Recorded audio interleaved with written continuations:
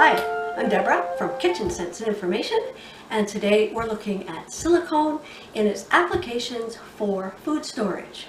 Do you ever wonder, I want to cut my use of plastic. I don't want to be using plastic all the time, and glass, is expensive, it's heavy, it takes a lot of room in the freezer.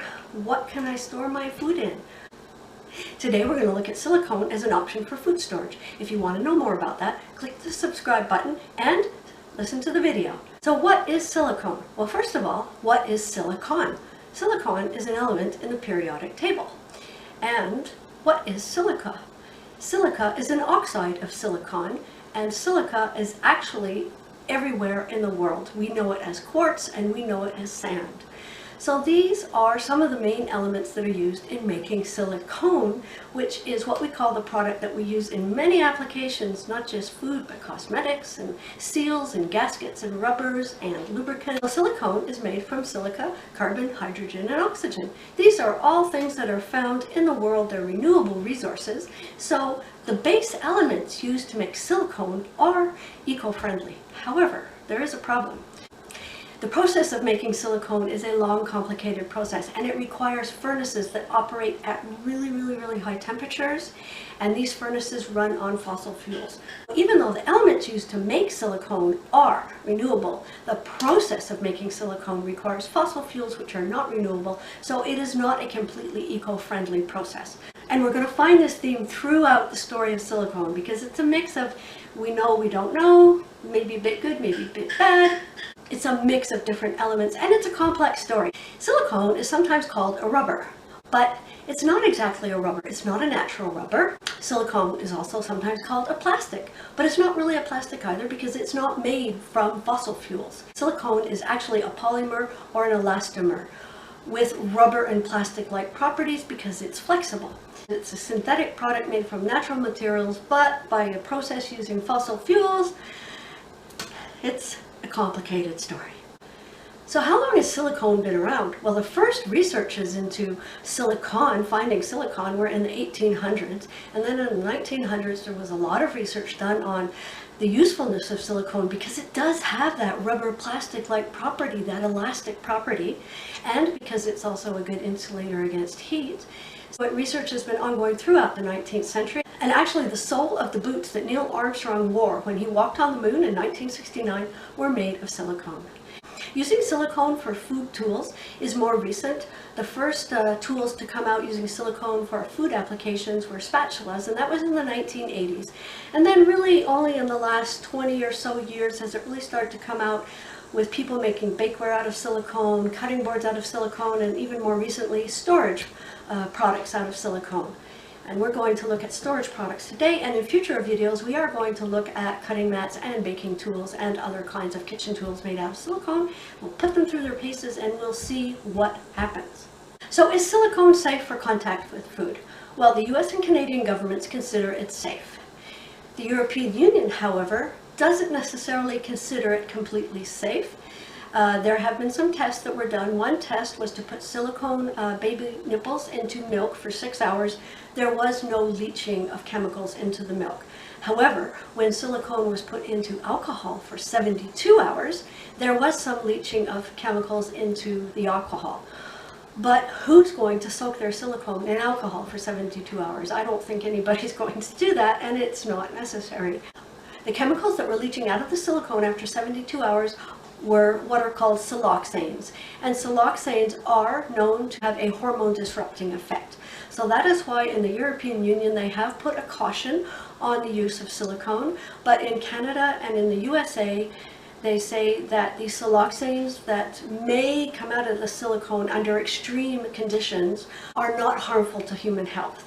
Once again, maybe more research is required. There's conflicting opinions about this, but it took extreme conditions, 72 hours sitting in alcohol, to provoke a leach of chemicals.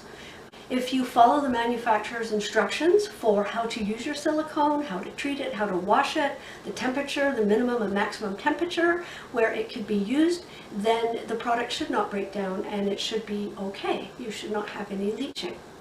It's also important that you buy food grade or medical grade silicone because these are the highest quality silicone products and they are not supposed to have fillers.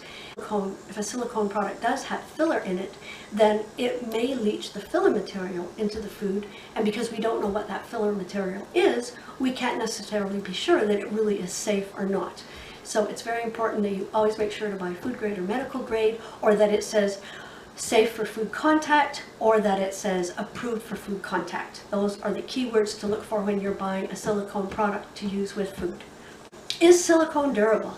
Silicone is very durable. We don't exactly know the lifespan of silicone bakeware and silicone storageware because it has only been developed within the last 20 years or so, but it lasts a very long time. If you treat your silicone the way you're supposed to, which is following the manufacturer's recommendations, you will be doing everything you can to make sure that you get the maximum use and lifespan out of your silicone. Some silicone can go into the dishwasher, some can't. You have to check on the packaging when you buy it. Most silicone, however, can go into a hot environment, but the temperature that it can tolerate without starting to break down varies with the product. So once again, you have to check the instructions from the manufacturer and make sure that you do not go over that temperature. Most silicone can also be frozen, can be microwaved, so just make sure that you follow the manufacturer's recommendations carefully to ensure that your silicone keeps its inert status, because this is the reason why it doesn't leach chemicals into the environment, because it's considered inert. It doesn't have that property of breaking down and leaching like plastic does, which is one of the advantages of silicone. What are some of the other advantages? Well, it's rubber elastic, pliable, so it makes it really useful for food storage because food often comes in irregular shapes. Most food storage bags made out of silicone are leak-proof, so that's another advantage. They last a long time, they're washable, they are inert, they do not support the growth of microorganisms, so the food inside might go moldy, as you'll see next week when we look at some bread that I put into a silicone food storage bag. But the actual silicone itself is not going to have mold growth on it, unlike plastic where mold growth can actually occur and attach to the plastic surface. And the other advantage to silicone is that it cuts our use of disposable plastic, which we are in a plastic crisis. If you look at the video I did last week, I talked more about our plastic waste crisis and how bad plastic is for the environment. So take a look at that. It's really important. So using silicone will really cut our use of plastic. And of course, glass and wood and metal are other alternatives too for food storage. I can't think of very many wood food storage containers, but there might be a few. Depends on the material you put inside. So also for metal and wood, there are certain things you shouldn't put in them, and we're going to look at that in a future video. So now the big question, can silicone be recycled? And the nice answer is yes. But once again, it's, but the unfortunate answer is that most municipal programs do not take silicone. So you have to find someone who will take it back and recycle it for you. There are some options. For example, manufacturers of silicone products will take their products back when you feel the lifespan is finished. That's something that you can look for when you buy a silicone product. There is also TerraCycle, which operates in Canada and some other countries of the world, but not every country. And they have a program where you can purchase a recycling box, for example, a silicone recycling box. They have various sizes at various costs. You put all your silicone in there and you send it back. But it's not a free solution. But if you are, as a neighborhood or as a community, going to put all your old silicone together and send it back in one box and share the cost, that makes it more affordable. But TerraCycle does also have some free recycling products for a lot of things that we use in daily life. So check out their website.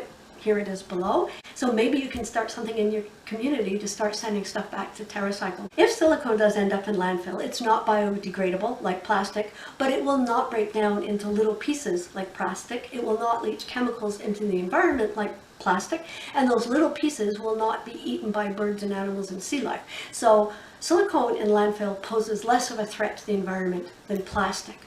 So silicone can be repurposed into so many different products that are useful around your house. There's 1,000 ideas on the internet. So when your silicone reaches the end of its life, if you can't send it back to the manufacturer, repurpose it. There's no reason for it to go to landfill. So another thing I wanted to talk to you about is how to test the quality of your silicone. So you should be buying food grade or medical grade, as I said.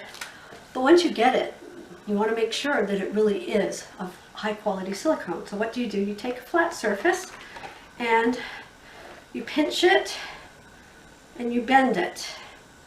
And you shouldn't see any white. You shouldn't see any color change. So here I'm doing it. I don't know if you can see, but I do not see a color change. Now if this one is going to be harder because it's already white, which is maybe a question I'm going to research, but I do not see a color change with this one either. So it looks like these two products that I did buy, which I'm going to talk to you about next week when I do the taste testing using these products, are high quality silicone, no fillers, so there should not be any leaching of chemicals as long as you follow the manufacturer's recommendations. So in summary, silicone is generally considered to be safe if you follow manufacturer's recommendations, but buy only food or medical grade and don't send it to landfill. So in my opinion, some of the concerns about silicone as an ingredient to make tools that we use with our food are not as serious as the problems that we cause to ourselves and to our health and to our environment by putting plastic into landfill. So in my opinion, the benefits of silicone outweigh the negativity of plastic, and if we use silicone properly, it should perform well for us and be safe. I hope you found this information helpful. Go to my blog where you'll find the research and all the links to the research I did. Click the like button and subscribe to my channel. There will be more information about anything related to food, to kitchen. Have a good week, and next week come back on Tuesday at 11 a.m. because we're going to look at all the taste testing I did of products that were stored in plastic and silicone, and we'll see what happens. If you have questions or comments, put them below. Have a good week. Thanks for listening. Bye.